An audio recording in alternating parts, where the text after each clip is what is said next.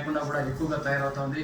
కాబట్టి ఇది మన రాష్ట్ర ఉప ముఖ్యమంత్రి పవన్ కళ్యాణ్ గారు దృష్టికి కూడా తీసుకెళ్లడానికి తొందరలో చేస్తాము.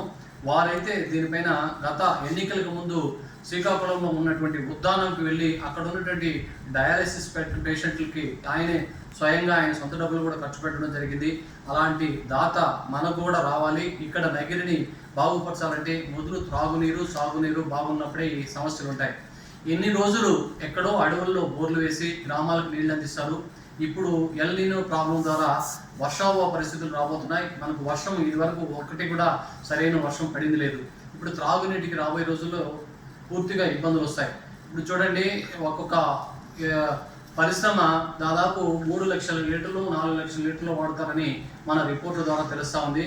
వాళ్ళు ఇప్పుడు రిఫైన్ చేసడానికి ఆ నీళ్లు అక్కడ సక్రమంగా లేవు కాబట్టి ట్యాంకర్ల ద్వారా సత్తరవాడ కవతల తమిళనాడు బార్డర్ నుంచి తీసుకొని వచ్చి ఒక్కొక్కరు 10 నుంచి 20 ట్యాంకర్లు 30 ట్యాంకర్లు అక్కడి నుంచి తీసుకొని వచ్చి రీసైక్లింగ్ చేసుకోగలుగుతున్నారు. కారణం ఏంటంటే స్థానికంగా వాళ్ళ బోర్ల నుంచి వాళ్ళు వాటర్ తీసుకుంటే ఎక్కువ షార్ట్ ఉంటుంది, దాని మూలంగా వాళ్ళకి ఎక్కువ ఖర్చులు అవుతాయని ఇప్పుడు అక్కడెక్కడ నుంచో ట్యాంకర్లు పెట్టి తీసుకొని వచ్చి నడుపుతా ఉన్నారనేది కూడా మాకు తెలిసింది.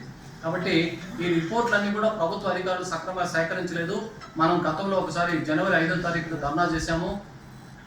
మళ్ళీ కూడా తొందరలోనే మనకున్నటువంటి నగిరి పరిధిలో మన ఊర్లో ఉన్నటువంటి ఆర్డీఓ గారికి కూడా ఎన్నోసార్లు చెప్పడం జరిగింది.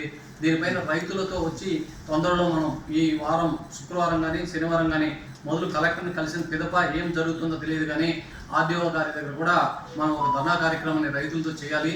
లేని పక్షంలో నగిరిలో ఉన్నటువంటి ప్రజలందరికీ కూడా చాలా వ్యాధులు వచ్చి చనిపోయే ప్రమాదం ఉంది. కాబట్టి ఈ సందర్భంగా పత్రికల వారు కూడా పైన దృష్టి పెట్టి ఇక్కడే ఉంటున్నారు కాబట్టి ఇక్కడ ఉన్నటువంటి రిపోర్టర్స్ అందరూ కూడా దీనిపైన ఎస్టాబ్లిష్ చేయాలనేది మా యొక్క మనవి.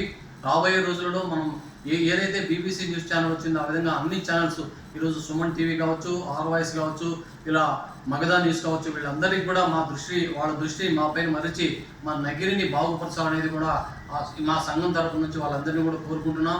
అన్ని న్యూస్ ఛానల్స్ సాక్షి కావచ్చు, టీవీ5 కావచ్చు, టీవీ9 కావచ్చు, ఇలాంటివి అన్ని ఛానల్స్ కూడా ఇక్కడ దృష్టి పెట్టాలి.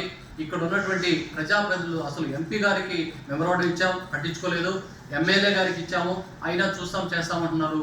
ఇప్పటికి ఎన్నికలై 2 సంవత్సరాల పైన దాటింది. రాబోయే రోజుల్లో మళ్ళీ లోకల్ బాడీ ఎలక్షన్స్ వస్తాయి, మళ్ళీ ఆ తర్వాత ఎంపీటీసీ జెడ్పీటీసీలు వస్తాయి. ఇలా ఎన్నికలు రాబోయే రోజులు ఎన్నికలు కాబట్టి వెంటనే దీని చర్యలు చేపట్టలేదంటే ఇది పెద్ద ఎత్తున మేము ధర్నా కార్యక్రమాలు ప్రజల వద్దకు తీసుకెళ్లి దీనిపైన పర్యవేక్షించడానికి వీలవుతుంది. కాబట్టి దయచేసి అందరూ కూడా స్పందిస్తారని ఈ సందర్భంగా కోరుకుంటున్నాం.